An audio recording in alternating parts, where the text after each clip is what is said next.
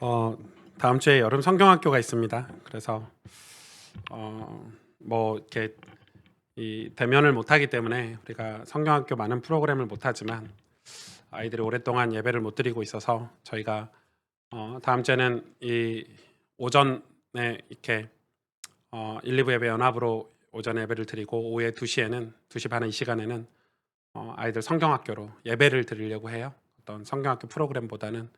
그래서 여러분 많이 기도해 주시고, 또 우리 성경학교 때 우리 표현 전사님 말씀 준비해서 말씀 나눌 텐데 여러분 많이 기도해 주시고, 또 이번 한 주 특별히 성경학교를 두고 이렇게 금식도 해 주시고, 왜냐면은 이 아이들이 은혜를 받아야 되는데 그건 우리가 어떤 프로그램을 준비해서 될 수 있는 게 아니기 때문에, 하나님 기름 부으셔야 되기 때문에 그건 우리가 기도해야 될 일이겠죠. 또 후원도 많이 해주시고, 아이들이 거의 한 뭐 몇 개월 가까이 교회를 못 나온 아이들도 있어서 아이들 많이 이렇게 우리 어른들이 우리 아이들에게 따뜻한 울타리구나 이런 걸 느끼도록 많이 따뜻하게 해줄 예정입니다. 그래서 많이 기도해 주시고 그럼 좋을 것 같아요. 이사야 1장입니다. 저희는 이제 지난주부터 이사야 강해를 시작을 했습니다. 이사야 설교가 1년 가까이 걸릴 것 같은데 여러분 끝까지 완주하셔서 이사야를 통해서 주시는 은혜들을 여러분 다 하나도 빠짐없이 다 소유하시기를 바랍니다. 21절부터 31절 봉독해 드리겠습니다. 신실하던 성읍이 어찌하여 창기가 되었는고, 정의가 거기에 충만하였고 공의가 그 가운데 거하였더니 이제는 살인자들 뿐이로다. 내 은은 찌꺼기가 되었고 내 포도주는 물이 섞였도다. 내 고관들은 패역하여 도둑과 짝하며 다 뇌물을 사랑하며 예물을 구하고 고아를 위하여 신원하지 아니하며 과부의 송사를 수리하지 아니하는도다. 그러므로 주 만군의 여호와 이스라엘의 전능자가 말씀하시되 슬프다. 내가 장차 내 대적에게 보응하여 내 마음을 편하게 하겠고 내 원수에게 보복하리라. 내가 또 내 손을 내게 돌려 내 찌꺼기를 잿물로 씻듯이 녹여 청결하게 하며 내 혼잣물을 다 제하여 버리고 내가 내 재판관들을 처음과 같이 내 모사들을 본래와 같이 회복할 것이라. 그리한 후에야 내가 의의 성읍이라 신실한 고을이라 불리리라 하셨나니, 시온은 정의로 구속함을 받고 그 돌아온 자들은 공의로 구속함을 받으리라. 그러나 패역한 자와 죄인은 함께 패망하고 여호와를 버린 자도 멸망할 것이라. 너희가 기뻐하던 상수리 나무로 말미암아 너희가 부끄러움을 당할 것이요 너희가 택한 동산으로 말미암아 수치를 당할 것이며, 너희는 잎사귀 마른 상수리 나무 같을 것이요 물 없는 동산 같으리니 강한 자는 사모라기 같고 그의 행위는 불티 같아서 함께 탈 것이나 끌 사람이 없으리라. 아멘. 이사야를 지금 설교를 강해를 시작을 했는데요. 아마 여러분 이사야 설교를 이렇게 쭉 듣다 보면 이사야서에 관통하는 어떤 핵심 사상, 어떤 뭐라고 표현하기 어렵지만 뭐 메인스트림이라고 해야 되나요? 그런 주제들, 토픽들 이런 것들이 여러 개가 나오게 되는데, 가장 중요한 이 핵심 사상, 이사야서를 통해서 하나님 우리에게 알려주시려고 하는 게 거룩함입니다. 아마 이사야 설교를 듣는 내내 여러분 거룩함을 직면하게 될 것이고, 거룩함에 대한 질문들을 하게 될 것이고, 내 삶이 어떻게 하면 거룩해질 수 있을까라는 도전을 아마 마주하게 될 것입니다. 왜 거룩해야 하는가? 왜 거룩인가? 성경은 우리에게 분명히 말씀하고 있는데, 신앙생활을 하면서 제일 우리가 놓치는 게 뭐냐면, 하나님이 누구신가에 대한 어떤 끊임없는 그 하나님을 아는 지식에 관한 것에 이르려고 하지 않는다는 것입니다. 복음 또 하나님 이러면 잠깐 그냥 신앙생활 초기에 잠깐 아는 걸로 만족하려고 하지, 하나님이 누군지에 대해서 끊임없이 이렇게 알려고 하지 않는다는 거죠. 그런데 하나님이 누군지를 모르면 진짜 중요한 건 내가 누군지를 모르게 돼 있습니다. 여러분, 저희가 이제 비브리지를 통해서 후원하는 여기 가까운 고아원이 한 군데 있는데, 그 고아원에 가면 전 좀 깜짝 놀랐어요. 1살짜리도 있어요. 1살이면 이제 막 태어난 아이죠. 부모님이 버린 거죠. 고아원에 있다는 말은 1살, 2살 이런 거의 신생아 같은 아이들이 꽤나 여러 명 여기 고아원에 이렇게 있는 걸 보고 되게 가슴이 아프더라고요. 그 아이들은 지금은 우리보다 더 잘 먹는 것 같아요. 왜냐하면 고아원에 후원하는 사람들이 많으니까 먹을 것도 많죠. 장난감도 엄청 많죠. 뭐 이제는 고아원을 새로 지어 가지고요. 시설도 좋아요. 그런데 아이들이 크면서 뭘 하게 되죠? 방황하게 되죠. 정체성이 혼란이 오게 돼요. 왜? 부모가 없거든요. 학교 갔더니 다른 친구들은 다 부모가 있고 엄마가 있고 아빠가 있는데 자기는 부모가 없어요. 그냥 살다가 아빠가 뭐 돌아가셨다, 엄마가 돌아가셨다 이런 게 아니라 아예 자기 버림받았어. 그래서 그 원장 선생님이 하는 얘기예요. 아이들이 고아원에 있을 때는 다 멀쩡한 것 같은데 이 사회에 진출하면 100%다 실패한대요. 적응을 하지 못하고 다시 고아원으로 돌아오고 낙오되고. 왜요? 내가 누군지를 모르는 거예요. 신앙생활도 똑같아요. 똑같죠. 우리는 영적인 존재인데 고아였잖아요, 우리가. 하나님을 만나고 우리가 하나님 백성이 되었는데 하나님에 대해서 우리가 알면 알수록 내가 누구인지, 이 환란의 때, 이 종말 세계에서 우리가 어떻게 사는 게 사명을 감당하고 사는 건지, 어떻게 사는 게 아름답고 복되고 귀하고 가치 있게 사는 건지 알 텐데 하나님에 대한 끊임없는 이 알을 가지려고 하지 않는다는 거예요. 이 학교 다니면 이 한국 교육은 저도 이제 학교 다닐 때 그런 걸 많이 봤는데 그 나쁜 선생님들이 좀 있어요. 나쁜 선생님은 어떤 선생님이냐면 1등만 하라고 하는 선생님이 있어요. 전 학교 다닐 때 머리가 굉장히 나쁜데도 불구하고 아니 1등은 한 명밖에 못 되는 건데 자꾸 1등을 하라고 그러는 거예요. 그럼 2등, 3등, 4등, 5등, 6등 꼴 저같이 공부 못한 사람도 있어야 이게 1등만 무조건 하면 1등만 해야 성공할 수 있다고 자꾸 가르치는 거예요. 나쁜 선생님들이죠. 아주 나쁜 선생님들이에요. 1등만 해야 성공할 수 있다. 제가 얼마 전에 이렇게 이 인터뷰를 하나 본 적이 있는데 지방에 그 한 주류 업체 대표님께서 인터뷰를 하는 거예요. 근데 그 대표께서 청소년 시기부터 술을 그렇게 좋아했대요. 그러니까 술을 좋아한 게 아니라 술 자체에 관심이 있는 거야. 자기가 주변에 보니까 와, 술을 사람들이 너무 좋아하고 너무 다양한 술이 많고 부모님들도 너무 술을 좋아하고 그래서 이게 술을 맛을 이렇게 보는데 얼마나 헛되게 맞았대요. 부모님한테 어린 것이 술 먹는다고. 그래도 그렇게 맞아도 또 몰래 술 맛보고 이 소주는 무슨 맛이고 이 막걸리는 무슨 맛이고 결국 이 사람이 여러분 뭐 학교에서나 부모님이 이렇게 쟤는 망했다, 쟤는 큰일 났다, 술주정뱅이 당했다 다 이렇게 비난했겠죠. 그런데 그 지방의 최고 주류업체 대표가 됐어요. 우리나라 내노라하는 기업이 된 거죠. 그리고 지금 뭐 엄청난 뭐 성공을 거뒀죠. 또 한 인터뷰를 봤는데 이 아이가 초등학교 때부터 청바지만 그렇게 좋아한대요. 여러분 초등학교 때 엄마가 입혀준 거 입어야 되는데 얘는 청바지 아니면 안 입었대. 체육대회도 청바지 입고 가고 뭐 운동회에도 청바지 입고 가고 무조건 청바지만 입는 거야. 어느 날은 얘가 청바지를 벽돌로 이렇게 빡빡 긁고 있더래요. 근데 이게 부모님이 봤을 때 한번 뭐 긁을 수도 있지. 하루 종일 뭐 7시간, 8시간 청바지를 이렇게 벽돌로 긁고 있으니까 부모님 볼 때는 속에서 천불 나겠죠. 공부도 안 하고 숙제도 안 하고 친구들하고 놀지도 않고 청바지만. 왜 빈티지 청바지 만든다고. 그 벽돌로 계속 긁고 있는 거야. 그러니까 부모님이 보면 얼마나 속에서 천불 나겠어요. 제 정신이 아닌 것 같다 얘가. 정신과에 보내야 될까. 우리나라 최고 가는 빈티지 회사 회장이 됐죠. 청바지로 갑부가 됐어요. 신기하죠. 물론 내 속에 있는 어떤 재능과 학교 공부하고 플러스가 되면 시너지는 더 잘 날 수 있어요. 그러나 꼭 1등을 하지 않더라도 우리 속에는 다 뭐가 있어요? 재능이라는 게 있어요. 여러분 여러분 속에는 다 재능이라는 게 있어요. 근데 그게 나쁜 선생님을 만나면 재능을 개발도 못하고 꽃도 못 피우고 사라져야 돼요. 1등 못하면 병신이야, 바보야 이렇게 가르치거든요. 1등을 못해도 재능이 있어요. 그 재능을 믿고 꾸준하게 개발하고 파헤치고 그러면 언젠가 뭐가 오죠? 기회라는 게 오죠. 꽃을 피우게 돼요. 그 속에서 1등만 강요하는 그 속에서 나만 뭐 하면 되죠? 안 흔들리면 돼. 내 정체성만 분명하면 되는 거죠. 신앙도 마찬가지예요.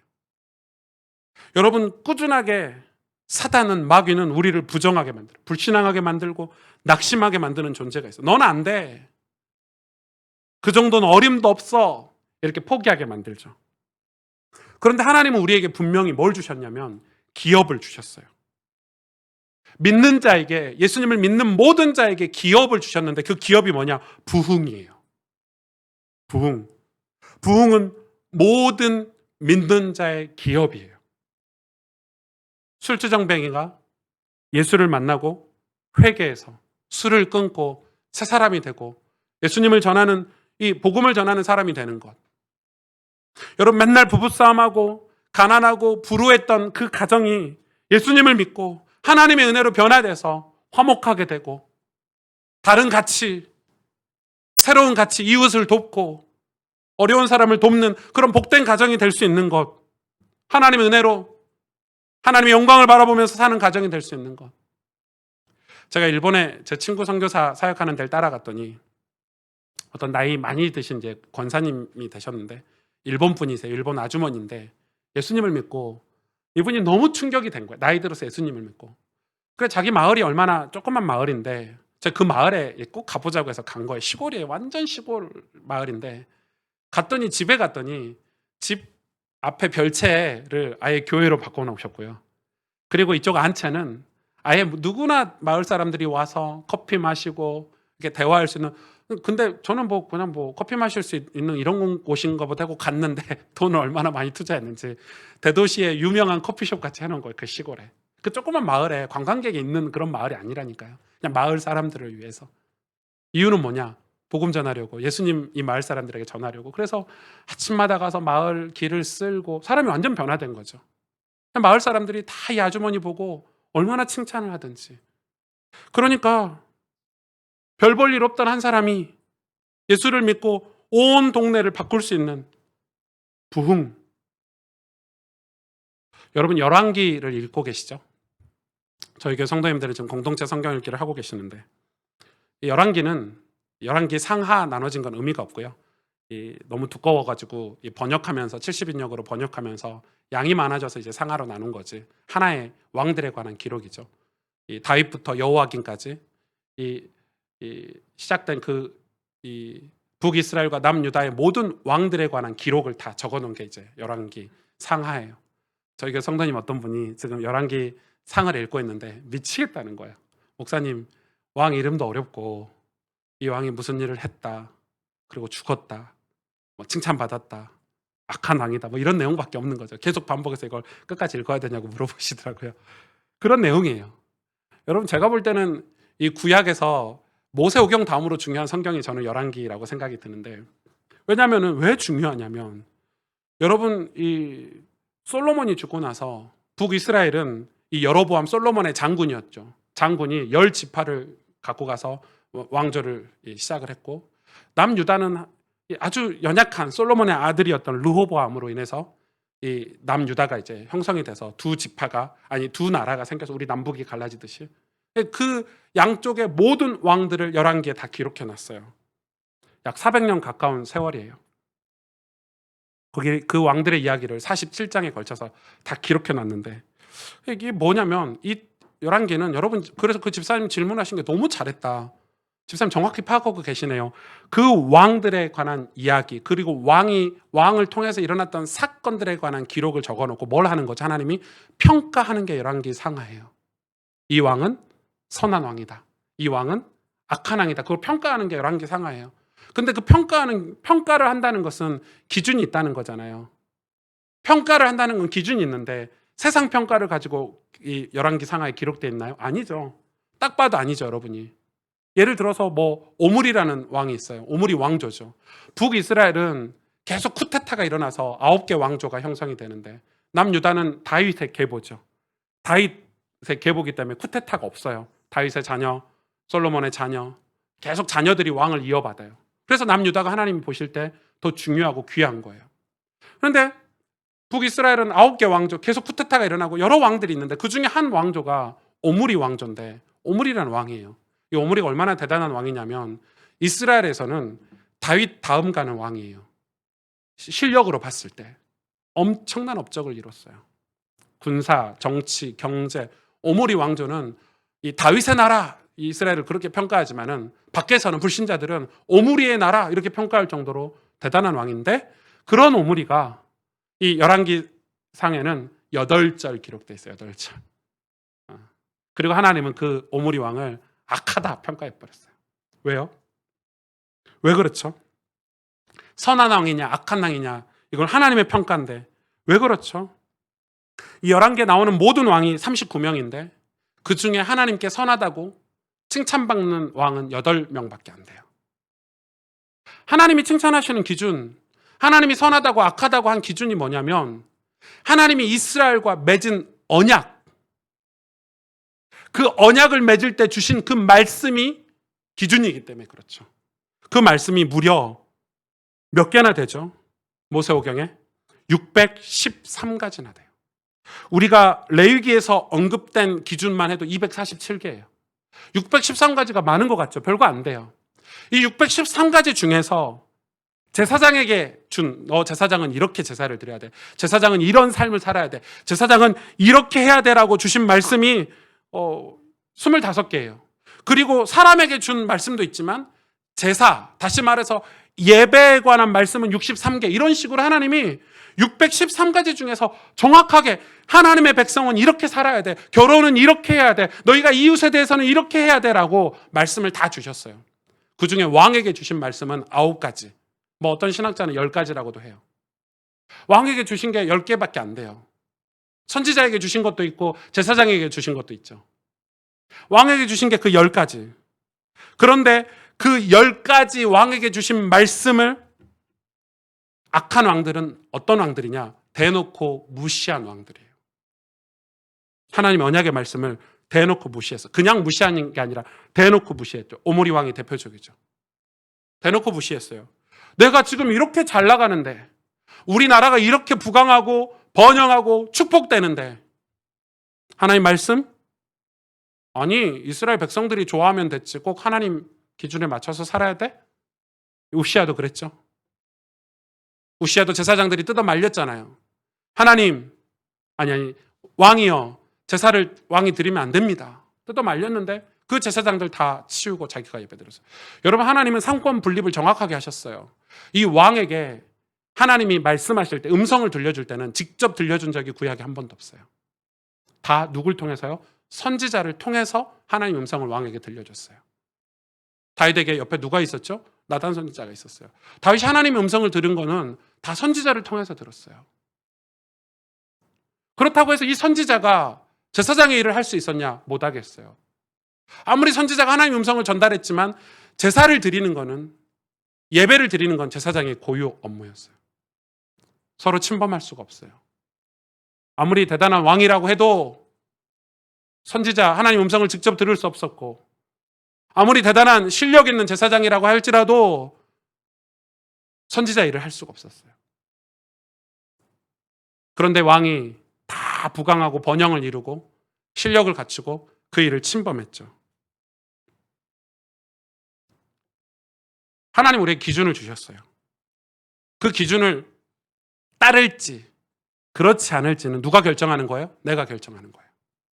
우리는 로버트가 아니에요. 우린 짐승이 아니에요. 그 기준을 두고 따를지 그렇지 않을지. 그런데 오늘 이 기준을 두고 따르지 않는 것에 대한 책임은 우리가 지는 거예요. 성경은 분명히 약속하고 있어요. 여러분, 구약의 613가지 언약이 오늘날에도 저는 그대로 유효하다고 믿어요. 목사님, 그건 구약에 통하는 거지. 그거는 그 광야에서나 통하는 말씀이지. 아니요. 전 하나님 말씀을 그대로 믿어요. 지금도 유효해요. 그래서 우리가 성경을 통해서 구약을 공부하면서 이걸 다 확인해야 된다고 저는 생각해요. 하나님이 이렇게 언약의 말씀을 주시면서 가르치는 방향이 어디냐? 그게 바로 거룩이에요, 여러분. 하나님의 모든 말씀이 공통적으로 가르치는 방향이 있는데, 그 꼴이 있는데 그게 뭐냐? 그게 거룩이에요, 여러분. 왕들이 처음엔 거룩했어요. 왕은 스스로 거룩할 수가 없어요. 하나님만 거룩하시기 때문에 하나님 앞에 엎드렸죠. 그래서 왕도 그 거룩 속에 포함됐었어요. 거룩의 보호를 받았어요. 그런데 교만하고 오만한 왕들이 그 거룩이 필요 없다고 거룩을 삐져나왔죠. 여러분, 인간이 가장 멋지고 아름답고 숭고하고 가치 있게 살 수 있는 것은 거룩할 때예요. 거룩하신 하나님을 경배하고 경외하고 살 때예요. 그 하나님을 발견하고 내가 죄인인 것을 깨달아. 그리고 하나님 앞에 나아갈 때 우리는 거룩이라는 걸 회복할 수 있어요. 하나님께 나아가고 하나님께 함께하는 길이 예수이기 때문에 복음이 귀한 거예요. 여러분, 거룩을 회복할 때 하나님은 우리에게 뭘 주셨냐? 기업을 주셨어요. 기업이 뭐라고요? 부흥이라고요. 그래서 많은 선교단체들이나 단체들이 부흥을 외치지만 거룩을 회복하지 않으면 하나님은 절대 결코 부흥을 주시지 않으세요. 교회도 마찬가지죠. 하나님 나라가 부흥이에요. 반대로 거룩을 잃어버리면 어떻게 되죠? 세상적으로 엄청난 번영을 이뤘지만 여러분, 그 번영 뒤에는 허무한 열매뿐이죠. 여러분, 인간의 그 심리학 책에 보니까 제가 봐도 그래요. 인간의 가장 강력한 욕구가 세 가지 있대. 우리는 뭐 식욕, 뭐 성욕 이렇게 하는데 그건 아무것도 아니고 아예 포함도 안 되고 가장 그 욕구가 있는데 세 가지가, 첫 번째가 물질욕이죠. 돈. 우리 돈 제일 중요하죠. 저도 돈 많았으면 좀 좋겠어요. 네. 돈이 없어서 늘 고민이거든요. 대출은 이게 해줄까 안 해줄까 뭐 이런 걱정으로 늘 사는데, 이 돈에 대한 욕구가 가장 강력해요. 근데 그보다 더 강력한 게 뭐냐면 권력욕이래요. 권력. 이거는 권력을 잡기 전과 잡은 후가 완전 사람 태도가 바뀌어요. 권력이 나를 지배해버려요. 무섭죠? 우리 국회의원들 보면 알잖아요. 태도 다 바뀌잖아요. 그런데 이 물질욕과 권력이 어찌할 수 없는 게 있대요. 인간의 가장 강력한 욕구가 뭐냐면 명예욕이래요. 이 명예를 위해서 내 가진 물질을 다 투자하는 거예요. 근데 제가 볼 때 이 명예욕이 가장 많이 이렇게 은연중에 드러나는 곳이 어디냐? 종교 단체 아니에요. 교회 아닌 거예요. 여러분 보세요. 이 교회들이 헌금 봉투에 헌금 얼마 한 거 다 기록하잖아요. 누구누구 권사 얼마, 누구누구 집사 얼마, 다 그거 자극하는 거죠. 그거 한번 1등 해보겠다고, 그거 명예 안 뺏어 보겠다고, 그걸 이용하고 악용하는 거죠, 사실은. 근데 이게 돈이 많고 권력이 있는 사람들이 명예욕에 더 빨리 가겠지만 사실 그게 없더라도 명예욕은 누구나에게 있어요. 그게 뭐죠? 자존심. 자존심 다 있잖아요, 우리. 자존심 상하면 견딜 수가 없잖아요. 그래서 여러분, 유명한 사람들이 왜 자살하냐? 이 명예욕에 타격을 입어서 그러는 거거든요. 강력해요, 이 명예욕이. 왕들이 이 명예욕에 다 빠져버린 거예요. 타락한, 다시 말해서 욕망이 죄로 물들어서 헛된 명예를 추구하면 엄청나게 큰 환호성을 지를 만큼 성공할 수 있을지 모르지만 나중에 공허해지는 거죠. 신기루처럼 다 사라지는 거예요. 그래서 여러분, 참된 경건, 참된 영성의 비밀은 이 명예욕으로 충만해지는 건데, 성경이 말하는 명예욕은 이 현세에 보이지 않지만, 이 현세에는 그게 눈에 드러나지 않지만, 이 명예욕을 뭘로 우리가 하나님 채워주시냐면, 그래서 이 주석에 보니까 이런 단어가 있어요. 불멸한 명예. 불멸의 명예. 아, 정말 멋진 표현이에요, 주석. 불멸의 명예. 영원한 명예. 기독교인이 가질 수 있는 명예는 불멸의 명예. 뭐예요? 하늘 보좌죠. 그 보좌에서 우리에게 주시는 의의 면류관, 상급. 그거 찾는 거예요. 그거 찾는 사람 어떻게 되죠? 이 땅에서? 수치 안 느껴요. 완전 딴 사람이 돼요. 스테반, 사도 바울, 다윗, 믿음의 사람들. 그 영원한 불멸의 명예욕으로 충만해진 상태. 그게 진짜 경건 아닌가요? 그게 기독교의 참된 영성 아닌가요? 완전 새 사람이 돼버려요. 여러분, 그런 명예가, 그 영원한 명예욕이 우리에게 있기를 원해요. 그거 발견해야 되는 거예요. 언제요? 어디 가면 그걸 발견할 수 있어요? 거룩함 속에 가면 그거 발견할 수 있어요.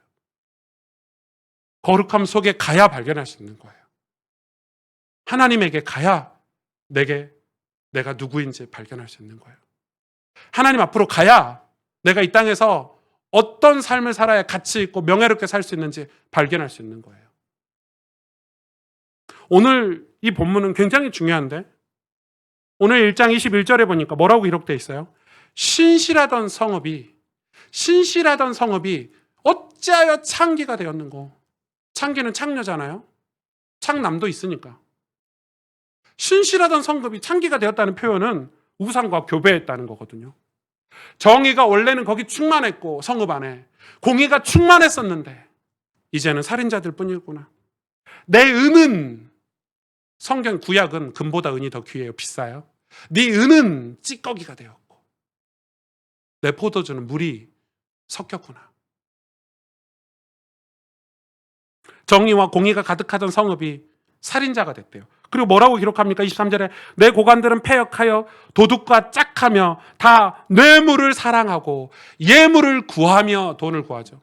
고아를 위하여 신원하지 않고 과부의 송사를 수리하지 않는도다. 원래 거룩한 성읍, 신실한 성읍이 해야 될 일은 고아를 위해 신원하고 과부의 송사를 수리하고 하나님의 백성들을 하나님 앞에서 살도록 다스려야 되는 이 신실한 성읍이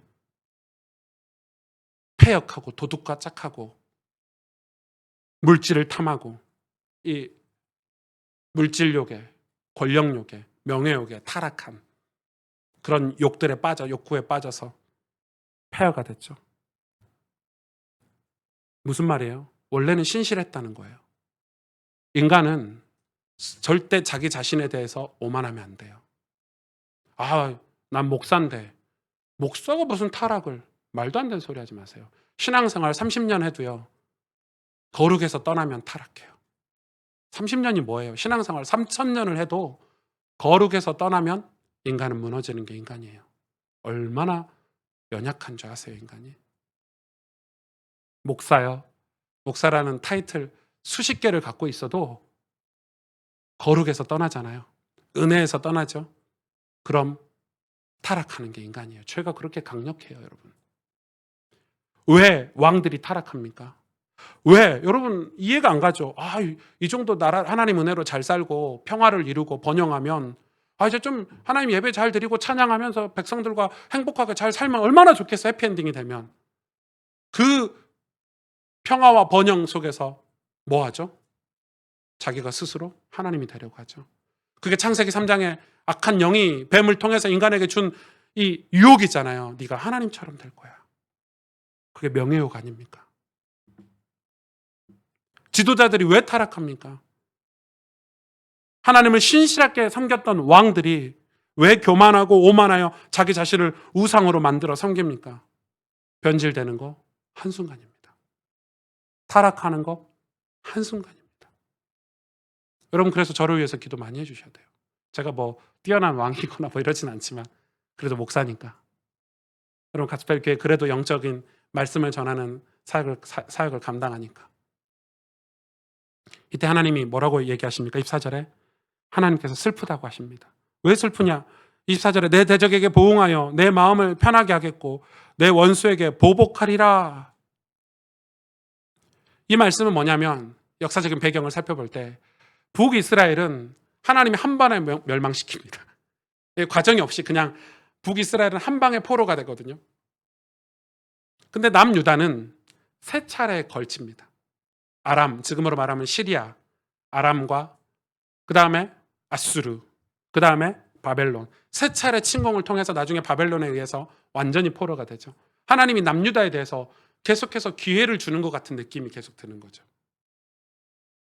어찌됐든 하나님이 아수르나 바벨론을 사용하셔서 이 남유다 자기 백성들을 이 포로 삼으십니다. 끊임없이 공격하고 괴롭히십니다. 그런데 하나님이 그걸 슬프다고 표현합니다. 그리고 뭐라고 얘기하시냐면 이 슬픔을 어떻게 푸신다고 하시냐면 내가 아수르와 바벨론을 가만두지 않겠다. 아니 자기가 사용해놓고는 아수르는 뭔 죄야, 바벨론은 뭔 죄야. 그래서 바벨론이 가장 우상 숭배가 심할 때, 바벨론이 가장 악할 때 하나님 그걸 사용하시죠. 왜? 공의로우신 하나님이시니까. 바벨론 완전 처토화되게 멸망시킵니다. 누구를 위해서요? 우리를 위해서. 이 슬픔은 우리 부모님은 다 아실 거예요. 우리 부모님이라면 이 슬픔을 다 공감하실 거예요. 내 자녀가 잘 되게 하기 위해서 틀린 길 가는 자녀에게 매를 들 때 가슴 울죠. 울면서 때리죠, 아이들. 저도 한빈이가 요즘 말을 안 들을 때가 벌써 5살인데요. 얼마나 영특한지 말을 안 들어요. 어떡하죠? 저는 못 때려. 주로 악역은 저희 어머님이란다. 저희 와이프께서 감당하시는데 와이프가 그러더라고요. 자기도 한빈이 이렇게 엄하게 다룰 때 속상하다는 거예요. 그러니까 도와달라는 거죠, 아빠가. 근데 얼마나 웃기냐면 제 선배 목사가, 대구에 사는 선배 목사가 아들이 있는데 아들이 좀 꼴통이에요. 제가 꼴통이라고 한 게 아니고 본인께서 우리 아들이 꼴통인데 이러면서 얘기하더라고요. 아들이 뭘 잘못했어. 그래서 목사님이 쟤를 한번 잡아야 되겠다 해가지고 매를 들고 이 회초리를 들고 아들이 뭐 큰 잘못을 한 거예요. 때리려다가 갑자기 이 아이에게 복음을 설명해야 되겠는데 그 때리려면 때리지 뭘 복음을 또 설명해야 되는지 생각이 돼서 어서 또 들은 건 있어가지고 이 목사님이 갑자기 자기 종아리를 딱 걷고 어서 들어봤죠, 레파토리. 아들한테 매를 딱 주고 네가 잘못했지만 아빠가 대신 맞을게. 그래가지고 때려 했더니 진짜 때리더래요. 아들이 아빠 종아리를 진짜 때리더래. 어이가 없잖아요. 진짜 때릴 줄은 몰랐는데. 그리고 뭐 넌 다시는 하지 마. 그리고 네가 잘못할 때마다 아빠가 맞을 거야. 이렇게 했대요. 며칠 지나고 뭐 잘못했는지 아빠 하고 이제 오더래요, 서재. 엄마가 나 뭐 잘못했다 때리려는데 대신 맞아줘 이러더니 그러니까 아들 가르쳐봤자 아무 소용없다고 저한테 그런 얘기 하더라고요. 엄마가 때릴 때마다 아빠가 맞아준다 했잖아 뭐 이런 거죠. 철이 하나도 안 든 거죠, 아들이. 그러니까 지금 그런 상황인 거예요. 왜요? 내가 나와 내 언약으로 맺은 내 백성이니까. 내가 너를 아수르와 바벨론을 사용해서 다시 깨끗하게 하겠다. 내 찌꺼기를 잿물로 씻어내겠다. 청결하게 하겠다. 내 혼잣물을 다 제거하겠다. 구원받은 자에게 왜 고난이 있냐면 거룩해 하니까. 구원받은 자에게 왜 고통이 있냐면 기업을 물려받아야 하니까.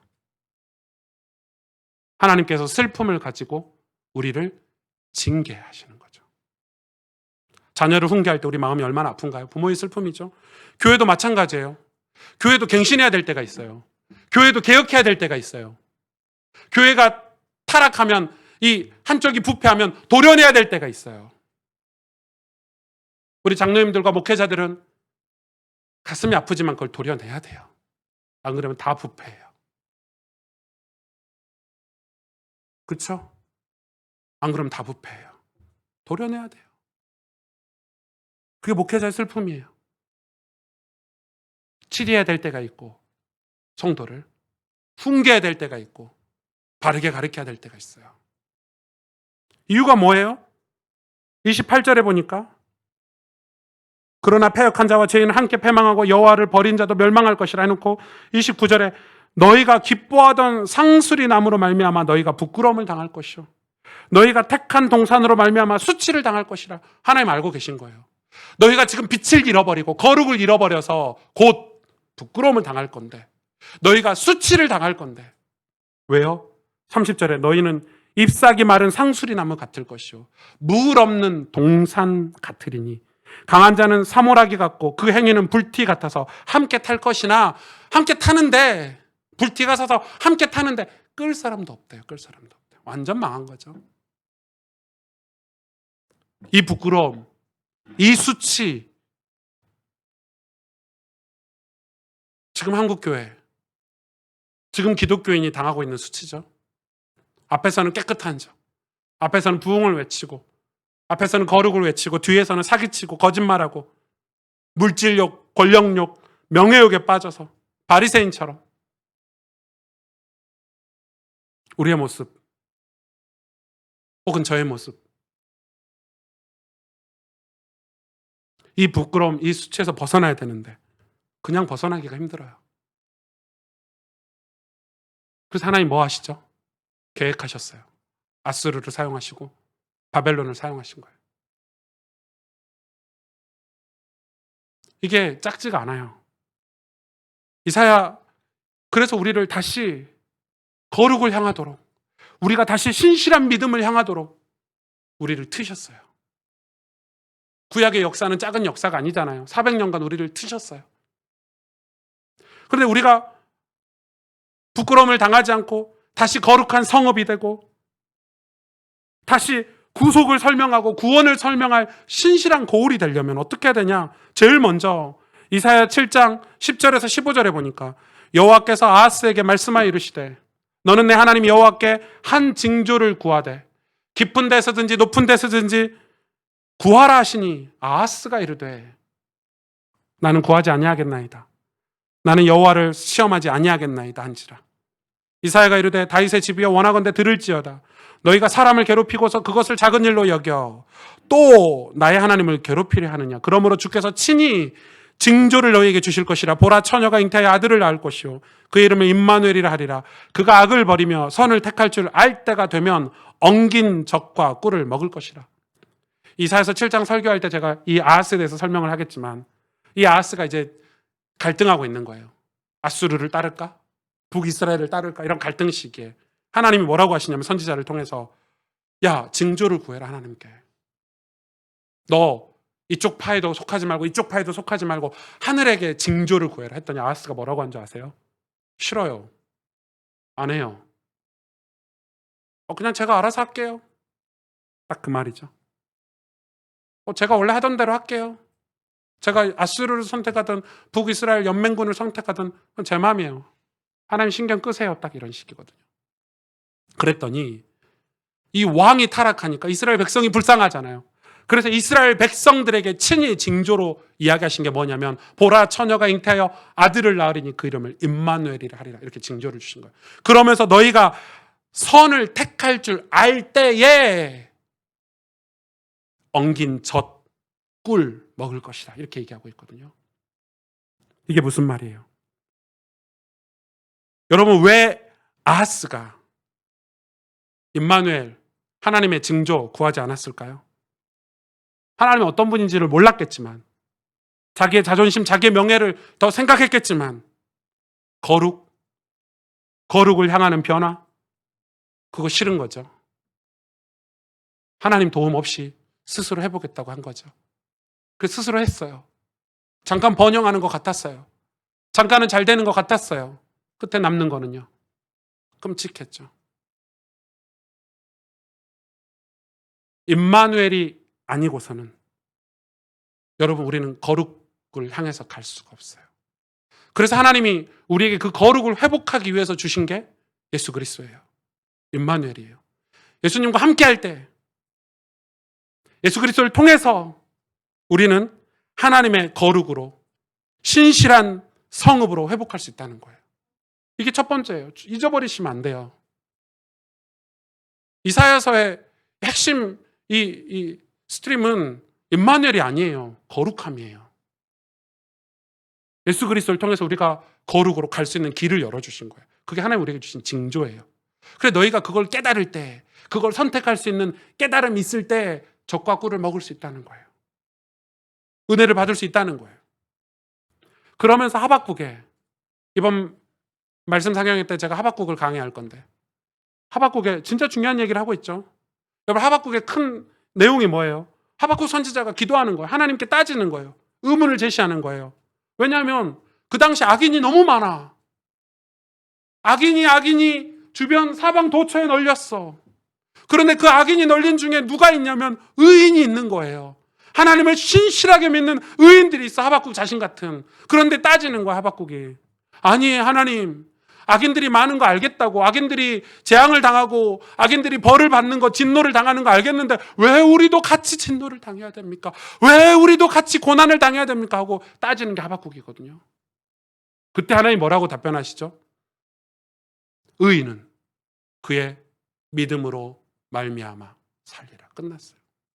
그 말은 무슨 말이에요? 너희가 그 진노, 그 고통 같이 당할 거다는 거예요. 악인들이 저지른 재앙, 왜? 그게 이 세상이에요.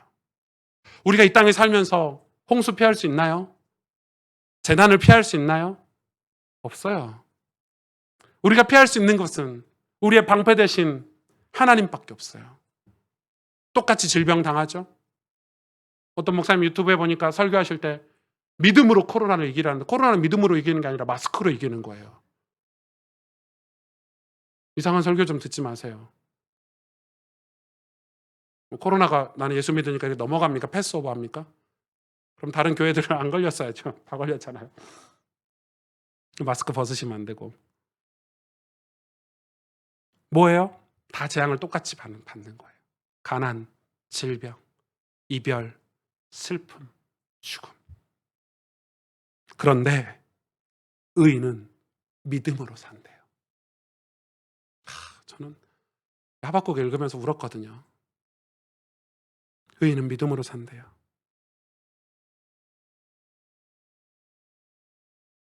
복음운동하는 단체들의 특징이 있죠. 특히 사이비들 교주들은 능력 있는 사람들이에요.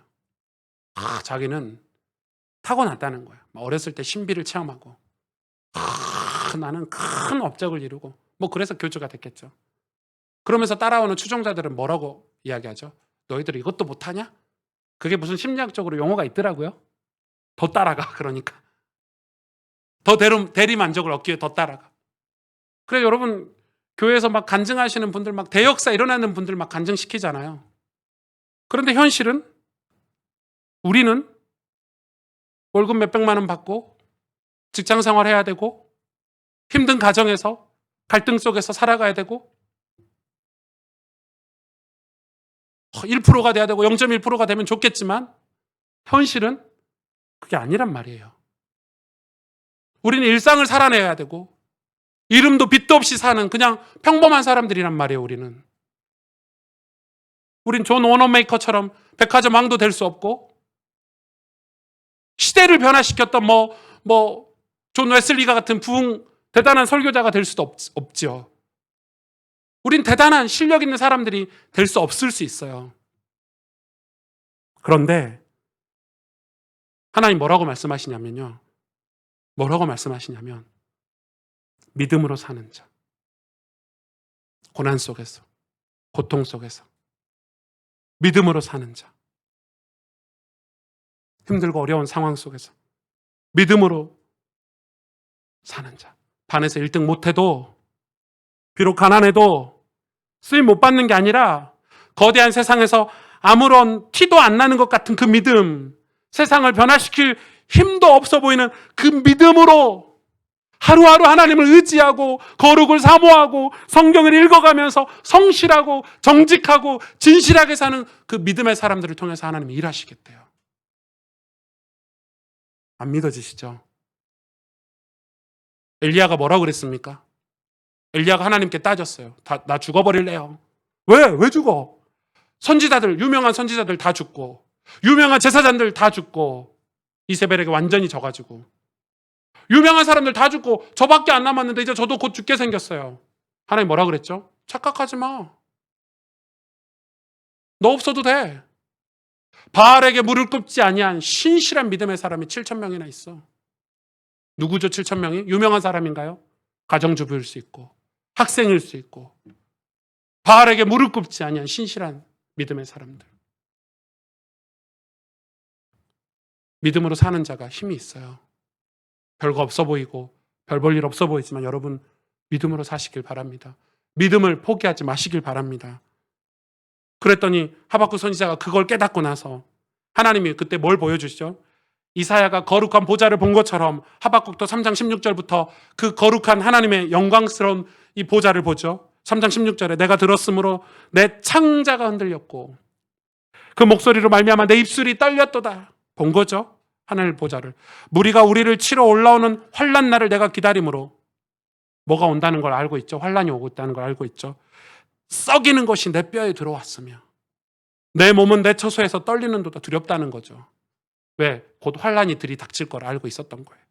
그러나 비록 무화과 나무가 무성하지 못하며 포도나무에 열매가 없으며 감람나무에 소출이 없으며 밭에 먹을 것이 없으며 우리의 양이 없으며 외양간에 소가 없을지라도 뭐라고 이야기합니까? 나는 여호와로 말미암아 즐거워하며 나의 구원의 하나님으로 말미암아 기뻐하리로다. 주 여호와는 나의 힘이시라. 얼마나 힘이시냐? 나를 사슴과 같게 하사 나를 나의 높은 곳으로 다니게 하시리로다. 아멘. 가난하지만 가진 게 없지만 영원한 명예를 가지고 사는 거예요. 그게 신앙인이에요. 그게 믿음의 사람들이에요. 하박국이 완전 다른 사람이 돼버렸어요. 엄청난 두려움이 엄습해왔지만 하나님 주신 기쁨으로 하나님이 나의 힘이라고 고백하면서 사는 것. 여러분, 우리가 신실한 성읍이 되고 거룩을 향해서 가기 위해서는 뭐가 필요하냐? 반드시 믿음이 필요해요. 별거 아닌 것 같지만 그런 믿음을 선택해서 사시길 바랍니다. 그리고 마지막에는 이 믿음으로 살 때 무슨 일이 벌어지냐? 이 하박국 선지자의 말씀을 로마서가 인용하죠. 로마서 1장 16절 17절에 내가 복음을 부끄러워하지 아니하노니 이 복음 모든 믿는 자에게 구원을 주시는 하나님의 능력이 됨이라. 먼저는 유대인에게 그리고 헬라인에게로다. 복음에는 하나님의 의가 나타나서 믿음으로 믿음에 이르게 하나니 기록된 바 오직 의인은 믿음으로 말미암아 살리라 함과 같으니라. 아멘. 뭐라고 얘기합니까? 복음은 모든 믿는 자에게 구원을 주신 하나님 능력이래요. 이게 복음이잖아요. 예수 그리스도. 그런데 이 복음에는 뭐가 나타나냐면 하나님의 의가 나타난대요. 자, 우리가 믿음으로 살 때, 우리가 거룩을 향해서 살 때 우리 삶에 뭐가 나타나냐? 의가 나타나는데 이 의가 하는 일이 뭐냐? 이 의가 이루는 게 뭐냐? 바로 하나님 나라죠. 하나님 나라는 하나님의 의예요. 공의, 정의. 이 의가 이루는 거는 믿음이 믿음되게 하고 믿음이 믿음으로 확산되게 하는 거예요. 하나님 나라의 의. 놀랍죠. 그래서 예수 믿는 사람들이 정직하고 청결하고 깨끗하고 변화되는 거예요. 앞에서 깨끗한 척 하는 게 아니라 보이지 않는 곳에서 정직하고 바르게 사는 거예요. 옛날에는 그래서 우리 어른들이 신앙생활 할 때는 예수 믿는 사람 다 엄지척했어요. 왜? 변화됐거든요. 정직하거든요. 불법을 저리지 않아요. 고아와 과부를 그냥 두고 지나가는 법이 없어요. 예수 믿는 사람들이 완전 다른 사람이 된 거예요. 하나님의 의예요, 그게. 믿음은 보이지 않지만 하나님의 의는 눈에 보여요. 그게 하나님 나라거든요. 그게 믿음에 이르게 해요. 하나님 나라가 확산되는 거예요. 그것 때문에 사람들이 믿는다 이 말이에요. 여러분 때문에, 나 때문에 비록 우리 가정이 가난하고 어렵고 힘겨운 삶이지만 믿음을 가지고 임마누엘 예수 그리스도를 통과해서 거룩함을 사모하고 사는 자를 통해서 하나님은 지금도 일하고 계세요. 포기하지 않아야 돼요. 가스펠교회 성도 몇 명 되지도 않는데 오 목사 정말 거룩했었네. 네가 한다고 해서 뭐 한국 교회가 변화되겠냐? 그건 제 할 바 아니에요. 그럼 교회 작으니까 제가 뭐 목소리 낸다고 해서 아무도 안 들으니까 그럼 저도 같이 타락하고 같이 불법을 저지르고 대충 살까요? 아니잖아요. 그럼 그건 아니죠. 제가 하늘 보좌를 보고 사는데 하나님 의의 면류관 그 상금을 보고 사는데 그렇게 살 수 없잖아요. 상관없어요. 우리가 얼마나 부흥되고 얼마나 큰 역사가 일어날지 전 관심 없어요. 솔직히. 그건 하나님 하실 일이에요. 하나님 때에 맞춰서 당신의 시간표에 필요하신 만큼 사용하시겠죠. 중요한 건 나예요. 중요한 건 저예요. 내가 사람을 두려워하랴? 아니요. 하나님을 두려워해야죠. 내가 사람을 기쁘게 하랴? 아니요. 하나님을 기쁘시게 해야죠. 그래서 이 믿음의 길을 갈 수 있는 거예요.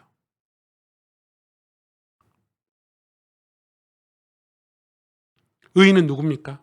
믿음으로 사는 자예요. 하나님이 기억하시는 의인은 누굽니까?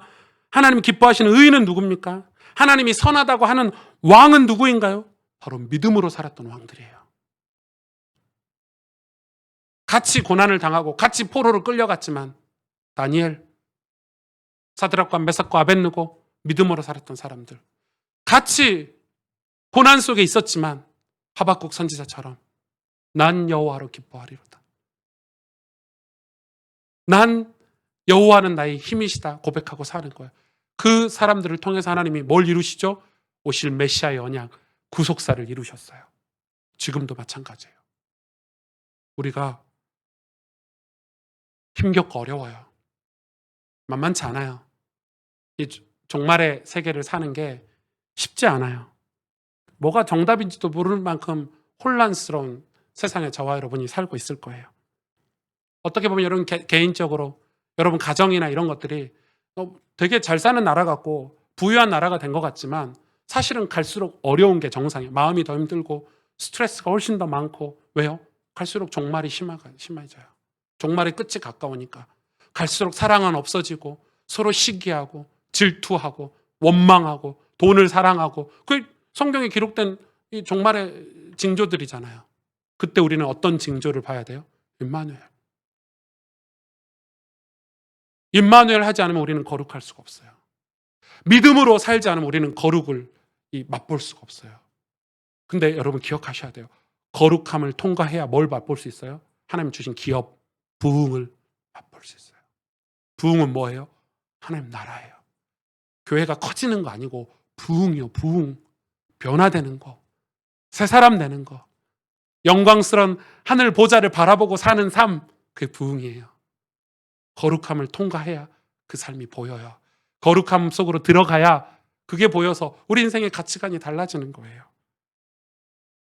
하나님의 의, 이거는 우리가 어떤 일을 해서 되는 게 아니고 우리가 정말 거룩함 속에 들어가야 하나님의 의가 나타나요. 우리가 은혜로 하나님이 쏟아부어 주시는 그 하늘의 은혜로 충만할 때 변화들이 일어나는 거죠. 그 변화가 의잖아요. 하나님의 의. 우와, 어떻게 저 사람이 변화됐지? 어떻게 저 사람이 새 사람이 됐지? 하나님의 의예요, 그게. 내가 정말 힘겹고 어려운 환경에서라도 여러분 믿음으로 살 때 하나님 우리와 함께 하시는 징조를 주실 거예요. 보잘것없다고 자책하지 마시고 포기하지 마시길 바랍니다. 우리 청년들 특히 정말 힘겹죠. 쉽지 않죠. 믿음으로 살 때 하나님 당신의 구원의 역사를 의로 여러분 인생에 보여주시고 우리 교회에 보여주실 거예요. 믿음으로 사십시다. 믿음으로 이 길을, 이 거룩을 향하는 길을 걸어가십시다.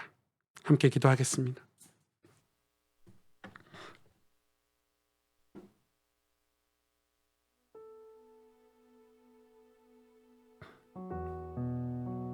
우린 우둔해요. 어리석죠. 그래서 하나님이 우리에게 우리와 맺어주신 언약, 그 언약의 말씀을 열 때, 성경이죠. 성경을 열 때 우둔한 우리에게 빛을 비춰주신다고 하셨죠. 그 빛을 받을 때 우리가 이 땅의 것을 바라보고 사는 것이 아니라, 땅의 욕구들을 바라보고 사는 것들이 아니라 영원한 천국 보좌, 거기에서 주실 의의 면류관을 바라보고 살게 되는 거예요. 우리가 이 땅에서 그렇게 믿음으로, 그걸 믿음으로 산다고 하죠. 하나님을 기쁘시게 하는 거룩한 백성이 다시 되기를 원해요. 그 삶이라야 하나님의 의가 나타나서 세상에 복음이 전파되는 거죠. 그 삶이라야 거룩을 꿈꾸고 거룩 속에 거하고 거룩하신 하나님을 예배하고 경배하고 사는 삶이라야, 우리 삶이 비록 힘겹고 어려운 인생일지라도 주께서 함께 하시는 징조 임마누엘로 우리를 인도하시는 거예요.